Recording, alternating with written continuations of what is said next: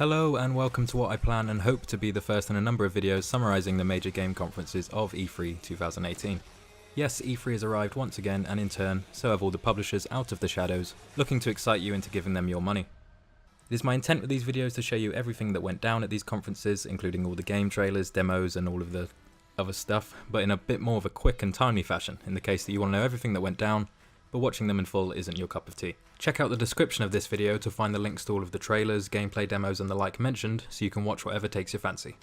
Naturally, we'll be starting with the first conference, EA Play. Yes, not technically part of E3, but as close as you can get. EA started their conference with one of their biggest hitters, Battlefield 5, or V, and just in case the 30 minutes of talking about it event they held a couple of weeks ago wasn't enough, here they talked about it some more. Some of the multiplayer details they shared include the fact that customization is now a bigger feature than ever, with soldiers, vehicles and guns all largely customizable. Destruction is now more detailed than ever, to the extent that you can now destroy windows by hurling yourself through them. Turrets and anti-air guns can also now be attached to vehicles and driven around. A new multiplayer trailer was also shown and accompanied all these details. As previously announced, War Stories, the anthological campaign mode from Battlefield 1, will be returning, and a more in-depth look at one of those stories will be shown at the Xbox conference tomorrow. One of the biggest tidbits to come out of the Battlefield 5 segment is that there will be no more loot boxes or premium pass of any kind, which is sure to please many. And finally, what comes as a surprise to no one is that Battlefield 5 will have its own version of Battle Royale, or Royale as this guy called it. It's Royale. Though no major details about it are going to be revealed until later this year. And now sports. Following Battlefield, the first trailer for FIFA 19 was shown, and one of the most exciting things about that seems to be that EA now have the rights to use the UEFA Champions League in their games.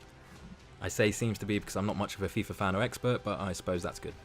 Other details about this year's FIFA include that The Journey, FIFA's story-oriented career mode, will be returning for a third year, alongside everybody's favourite ball kicker, Alex Hunter.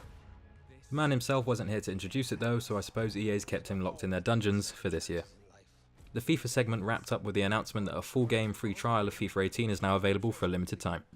After this, EA CEO and Mirror's Edge Catalyst antagonist Andrew Wilson came out on stage to announce EA's new cloud gaming service that will allow you to stream EA games onto your laptop and phone, among other devices, and that's coming sometime in the future.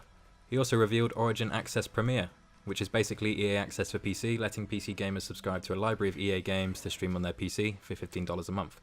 That's launching later this summer. Next came the Star Wars segment of the show, which started with the CEO of Respawn, Vince Zampella, announcing Respawn's Star Wars game, Star Wars Jedi Fallen Order, which will come out during the holiday season of 2019. It will be set between episodes 3 and 4 in the dark times where the Jedi are being hunted, and that's pretty much all that was said on that. On to Battlefront 2, currently in a season of content focusing on Solo, the latest Star Wars epic. DICE announced during their segment that Clone Wars era content is coming to Battlefront 2, with heroes and villains including General Grievous, Obi-Wan Kenobi, Dooku, and Anakin Skywalker. Other new features including a new command post mode are also on their way. Following the success of A Way Out, which was announced as an EA original or indie game published by EA at E3 last year, more EA originals were announced at EA Play this year.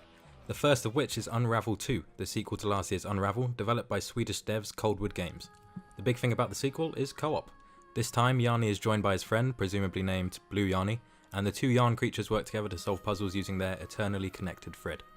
The game is co-op but can be played fully in solo too, with one player controlling both Yarnies, being able to get rid of the blue one whenever they want by having the red one absorb him, which is a little disconcerting but looks fun. Oh, and also it's available right now, so get on it. Next up, Sea of Solitude. Developed by Yomei, Sea of Solitude is a game all about loneliness and the effects this can have on a person. You play as a young woman suffering from loneliness and depression and aim to bring her emotions, both sad and happy, into balance over the course of the game, in a struggle against herself. Sea of Solitude will release early next year. They're really tugging on the strings with these games, huh? Next, more sports, oh joyest of joys. A trailer for NBA Live 19 was shown next, and nothing more was said about that. Now we're getting into the hard part of the conference, so if you weren't there to watch it in full, be thankful. After NBA, two guys who care more about Madden than I do came out to talk about how much this guy loves playing Madden, and how he started playing it after he broke his arm playing baseball or something. To be honest, I wasn't really paying attention. Then there was a trailer, next. Are you an RTS fan? Did you love Command & Conquer? Well, lucky you, saints be praised, because it's back. And it's a mobile game. Yep, that's right, Command & Conquer Rivals is the latest installment in the hit RTS series, and nobody is pleased. To rub the salt in the wound, these two guys came out and commentated a live match of it for like 10 agonizing minutes, and the pre-alpha for that is available now on Android. Next. After that display, EA ended the show with another big hitter, Anthem, developed by BioWare, as if you don't know. Starting off, they showed a new CG trailer for the game, which teased story, action, and had Muse playing in the background. It was dope. After this, some people from BioWare came out to talk all about Anthem and shared some juicy details. Namely, they're aiming to mix a shared world with a traditional BioWare narrative. You can go out and do missions co-op with your friends and people you pretend are your friends, but after that, you can go back to a single player hub, turn in missions, and experience the consequences of your choices and actions, as you would in Mass Effect or Dragon Age. Additionally, Anthem can be played largely in co-op, or it can be played completely in solo, though this may be a little bit more difficult, as they said. They also talked about the classes, or javelins, you can choose from in Anthem, which are Ranger, Colossus, Interceptor, and Storm. All of which come with their own ways of playing the game, and all of which can be personally customized. They wrapped up the talk with a big gameplay demo and a release date, February 22nd, 2019. And that wrapped up EA Play for 2018. It was a mix of some pretty cool stuff in Anthem, Battlefield, and the EA originals, and some very not cool stuff in traditional EA fashion. What did you think about the conference? What were your favourite parts? What EA games are you most excited for? Or were you barely staying awake throughout?